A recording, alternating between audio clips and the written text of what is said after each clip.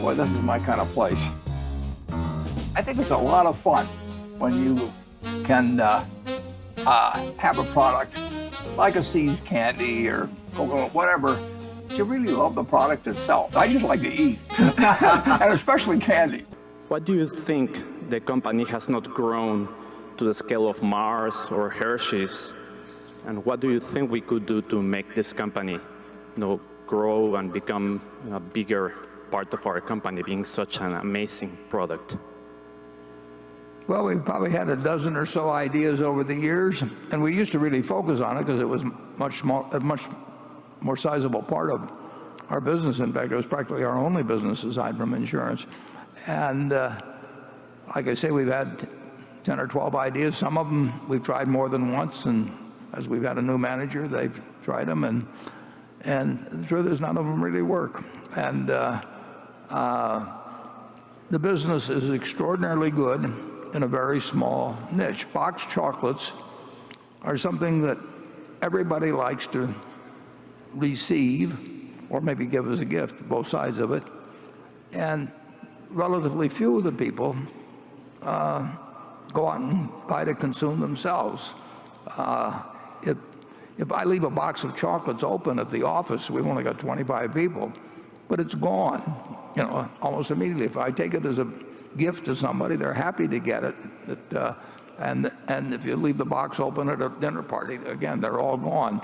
But those same people that so readily grab it when it's right there in front of them do not walk out to a candy store very often and buy it just to eat themselves. They're not going to buy. It's very much a gift product. It does not grow worldwide. Very interesting thing. People in, at least the last time I checked, people in the West prefer milk chocolate. People in the East prefer dark chocolate. People in the West like big chunky pieces. People in the East will take miniatures. And we've tried to move it geographically many times because it would be so wonderful if when it works wonderfully. But it doesn't travel that well. If we open a store in the East, we get enormous traffic for a while, and everybody says, we've been waiting for you to come, and then we end up with a store that does X pounds per year when we need 1.5 X in the same square footage to make terrific returns. And we've tried everything because the math is so good when it works. And overall, we have a business that doesn't grow. Chocolate consumption generally doesn't grow that much, but obviously, yeah. Go ahead, Charlie. Yeah, well, we fail in turning our little candy company into Mars or Hershey's for the same reason that you failed to get the Nobel Prize in Physics and achieve immortality. It's too tough for us. But we put $25 million into it, and it's given us over $2 billion of pre-tax income, well over $2 billion, and we've used it to buy other businesses. And if we were the typical company and had bought that business and tried desperately to use all the retained earnings within the candy business, I think we'd have fallen on our face. I think it just illustrates that all these formulas you learn, or that having a strategic plan to use all the capital. Some businesses work in a fairly limited area. Others really play out over this. Dr. Pepper, has I don't know what the percentage is now, but it might be a 10 or 12% market share or something like that in Dallas, or maybe it's 8. And then you go to Detroit or Boston, and it's less than 1%. I'm not sure about the numbers currently, but you'd think in a mobile society, with Dr. Pepper having been around since the time Coke was founded in 1886, it's amazing how certain things travel, certain things don't travel. The candy bars you mentioned, Hershey. I mean, Cadbury doesn't do that well here, and Hershey doesn't necessarily do that well in the UK. And here we are, we all look alike, but somehow we eat different candy bars. It's very interesting to observe, and the idea that you have some formula for businesses that provide that each one should pursue the course they're on because they made it in X, they should try to find other ways to make it in X. We're quite willing to find it in A, B, C, D, E, or F. We'll just the money is fungible. And I think actually it's worked very much to our advantage to have that philosophy. So, anything further, Charlie? I once told a very great man at dinner after he'd written a very great book, I said, you know, you're never going to write another great book like that. And he was deeply offended. And I've read his 4 subsequent books, and I'm totally right. To write one great book is a lot to do in one lifetime. And the people aren't holding back on you when they don't do more. It's hard. Yeah, but you ought to make the most of the first one you got. Yes. Yeah, you're lucky, you know. That, Yes. we were very fortunate. I would have blown the chance to buy See's Candy, but Charlie said, "Don't be so cheap," basically, and we still got it at a pretty good price. And It's amazing how much we learned over the years. Yeah, and if we hadn't, the record would be so much worse. Yeah. At any given time, what we already knew was not going to be enough to take us to the next step. That's what makes it difficult. Think of all the people you know that have tried to take one extra step and have fallen off a cliff. Well, on that happy note, we will conclude the meeting.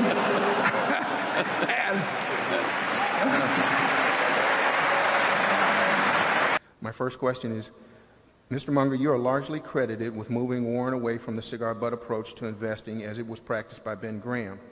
It's been stated that it was the purchase of See's Candy that taught you this important lesson of buying good businesses.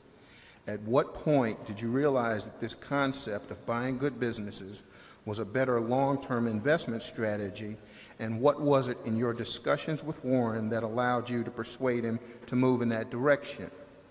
Mr. Buffett, what was it in Mr. Munger's arguments for buying good businesses that persuaded you to abandon the cigar butt approach and move in his direction? My second question is, in both your experience, have you or Mr. Munger ever known of a company that has regained or replaced its competitive advantage once it was lost? Charlie, do you want to answer the first question about how you... Yeah, well, I think there's some mythology in this idea that I've been this great enlightener of Warren Buffett. Warren hasn't needed much enlightenment, but we both kept learning all the time, so that the man we were 5 years earlier was less sensible than the man who ultimately was there. And See's Candy did teach us both a wonderful lesson, and it'll teach you a lesson if I tell you the full story. If See's Candy had asked $100,000 more, Warren and I would have walked. That's how dumb we were at that time. 10,000 more. And one of the reasons we didn't walk is while we were making this wonderful decision, we weren't going to pay a dime more. Ira Marshall said to us, "You guys are crazy. There's some things you should pay up for, quality, business quality, and so forth. You're underestimating quality." Well, Warren and I, instead of behaving the way they do in a lot of places, we listened to the criticism. We changed our mind. And that is a very good lesson for anyone. The ability to take criticism constructively is well, think of all the money we made from accepting that one criticism. And if you count the indirect effects from what we learned from buying See's, you can say that Berkshire's been built partly by learning from criticism. Now, we don't want any more today. Yeah. We also like the peanut brittle, so Charlie is playing it out. I had learned investment and got enormous benefit out of that learning from a fellow who concentrated on the quantitative aspects, Ben Graham, and who didn't dismiss the qualitative aspects, but he said you could make enough money focusing on quantitative aspects, which were a more sure way of going at things and would enable you to identify the cigar butts. He would say that the qualitative is harder to teach, it's harder to write about, it may require more insight than the quantitative, and besides, the quantitative works fine, so why try harder? And on a small scale, there was a very good point to that. But Charlie really did, wasn't just Ira Marshall, but Charlie emphasized the qualitative much more than I did when I started. He had a different background to some extent than I did.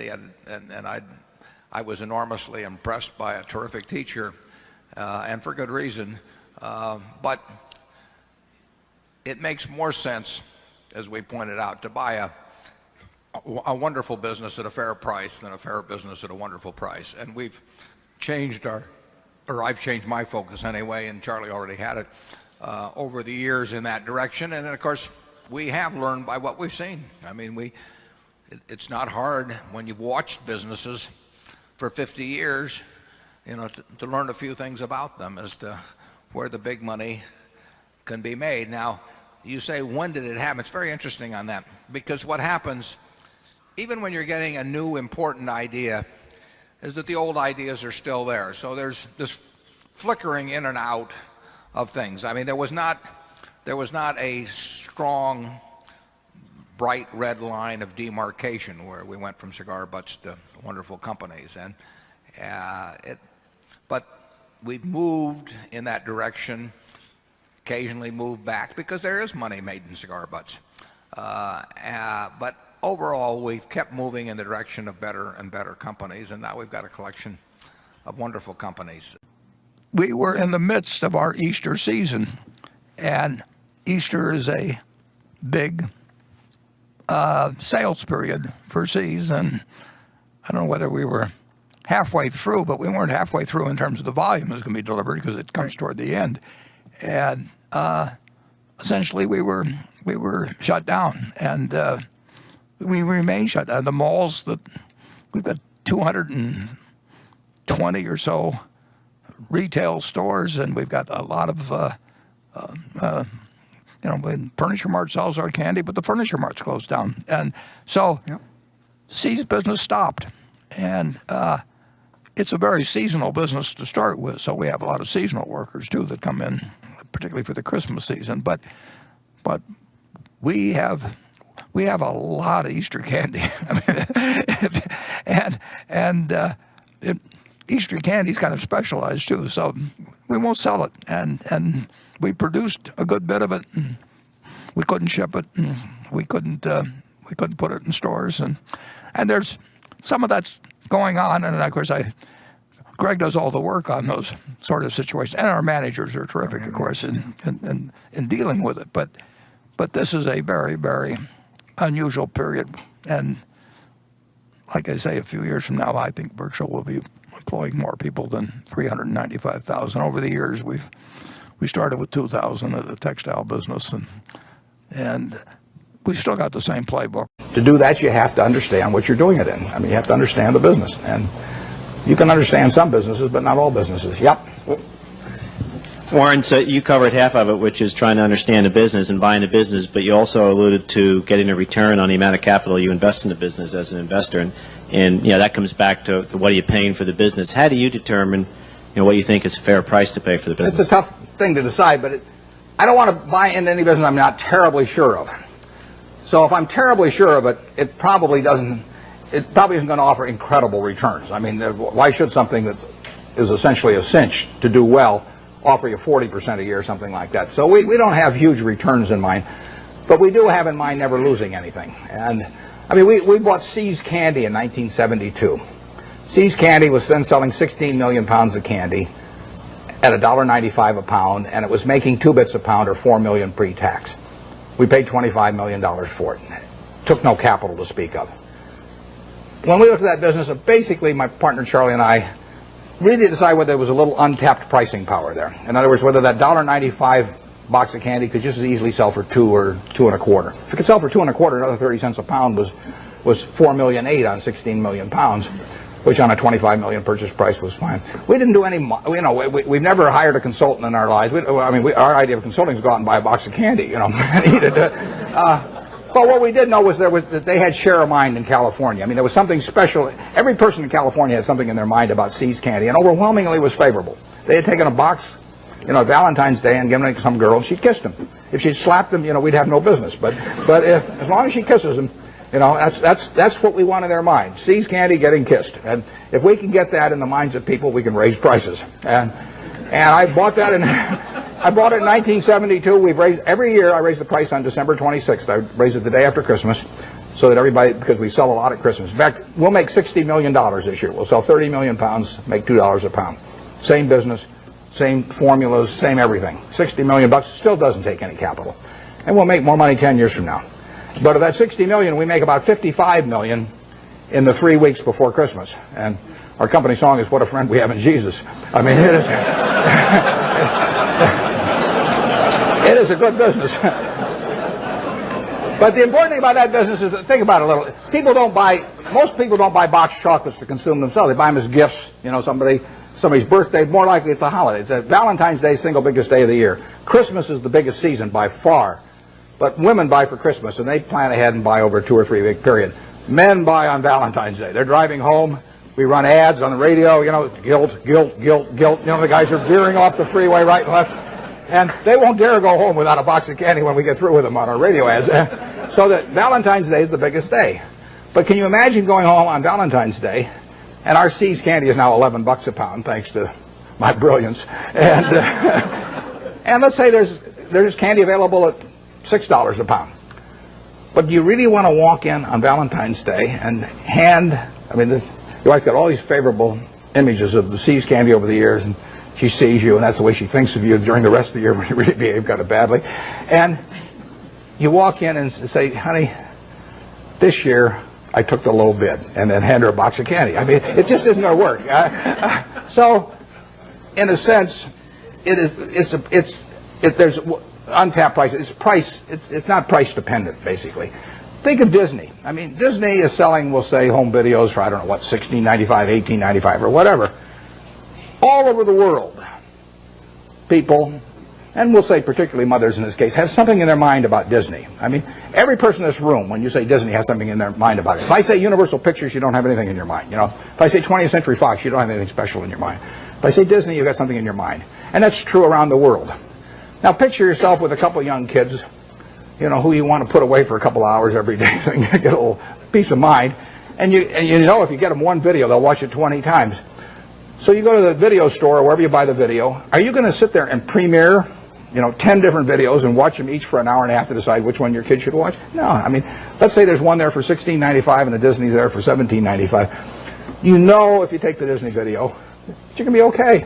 So you buy it. And you don't have to make a quality decision on something that you don't want to spend the time to do. And so you can get a little bit more money if you're Disney, and you'll sell a lot more videos. It makes it a wonderful business. Makes it very tough for the other guy. How would you try to create a brand? DreamWorks is trying, but how would you try to create a brand that competes with Disney around the world, and to replace the concept that people have in their minds about Disney with something that says Universal Pictures? So that the mother's going to walk in and pick out a Universal Pictures video in preference to a Disney. It's not going to happen. Coca-Cola is associated with people being happy around the world. We're every place they're happy. We're at Disney World or Disneyland. We're at the World Cup. We'll be at the Olympics. We're every place where people are happy. Happiness and Coke go together. Now, you give me, I don't care how much money, and tell me that I'm going to do that with RC Cola around the world and have 5 billion people that have a favorable image in their mind about RC Cola. It can't get done. And you can fool around with you can do anything you want to do. You have price discounts on weekends and everything, but you're not going to touch it. And that's what you want to have in a business. That's the moat. And you want that moat to widen. And if you're See's Candy, you want to do everything in the world